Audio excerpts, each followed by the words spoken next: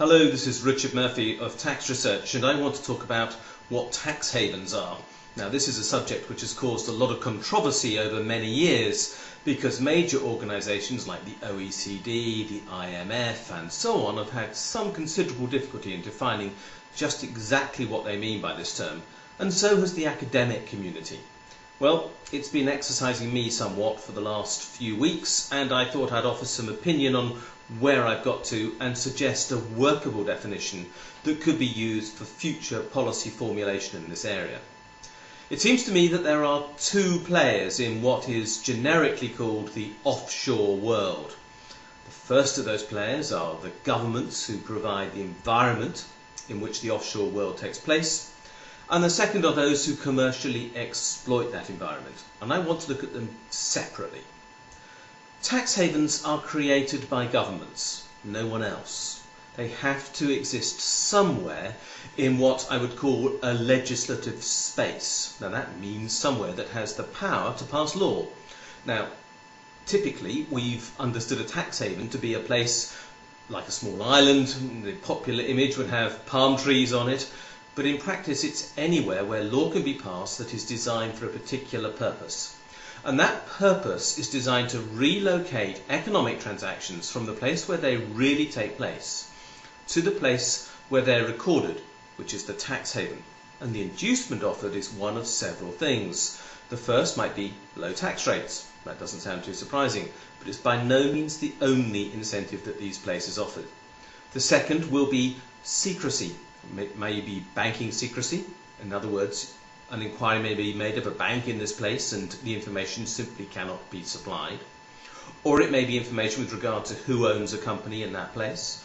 Or it may be secrecy with regard to the accounts of a corporation in that place, and so on. But whatever it comes down to, it's secrecy. The third thing that will be provided in this place is a low level of regulation. Not no regulation, because there really are almost no regulated spaces in the world left.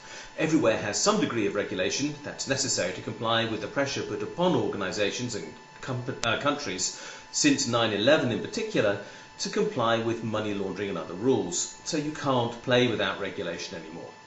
But these governments try to make sure that there's little or no tax, there's little or no regulation, there is secrecy, and finally very limited information exchange. If somebody makes an inquiry of this country, then they make sure it is as hard as possible to provide information to the inquirer as to what is going on inside their space.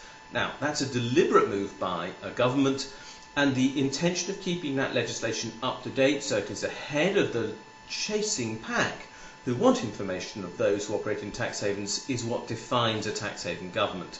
So, and for example, one of the things that characterises Jersey, a place with which I'm familiar, as a tax haven is the fact that it has passed a lot of legislation of late to exploit new rules and procedures to make sure that just as the OECD and major countries are catching up with what's going on in Jersey following 9/11 and so on with regard to money laundering, now there are new taxation and trust and company laws to make sure that people can't be found out when they're working there. That's the characteristic of a tax haven government.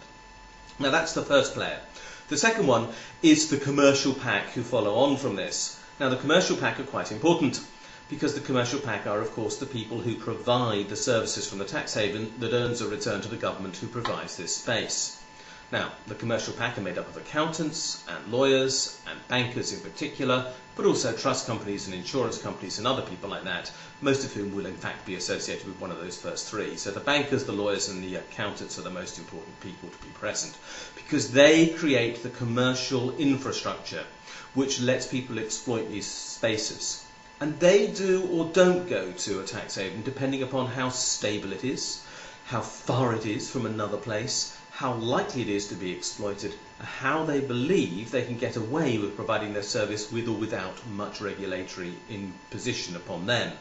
So, stable places tend to attract tax havens because investors, unsurprisingly, don't want to lose their money. And so they want to know that the money is secure, there are big names there, the governments are stable, and normally therefore they are linked with a major alternative government. That's the precise attraction of the British Crown dependencies and British protectorates. The UK government virtually guarantees that these places are well run as tax havens, and so they attract money. If you're a little island, independent, with no overseeing authority, sitting somewhere in the middle of the Pacific Ocean, as for example Vanuatu is, or Niue, or places like that, you won't attract much money. People will not have the confidence to place it with you. So this is the commercial exploitation of this space. Now, I don't pretend that these two are unrelated. Quite clearly, those who are commercially exploiting tax havens provide a feedback loop into the tax haven governments to suggest the ways in which they can move ahead, to provide the alternative mechanisms that are needed for them to abuse the world taxation system. That happens. But the important point is they are different. The offshore financial centre, which is made up by the commercial pack, operates inside a tax haven, which is created deliberately by a government. A government of any size. It could be the United Kingdom, who deliberately provides certain characteristics of a tax haven, like its domicile rules, refusing to have tax deducted at source and making it quite secretive if you operate a company in the UK. That's a tax haven space provided by the UK. The City of London is the offshore financial centre that seeks to exploit certain parts of that. But this could just as happily be in a small island. But let's come back to the key feature. A tax haven is a legislative space provided by a government who wishes to provide the opportunity for abuse through low tax, low regulation, lack of information exchange and secrecy.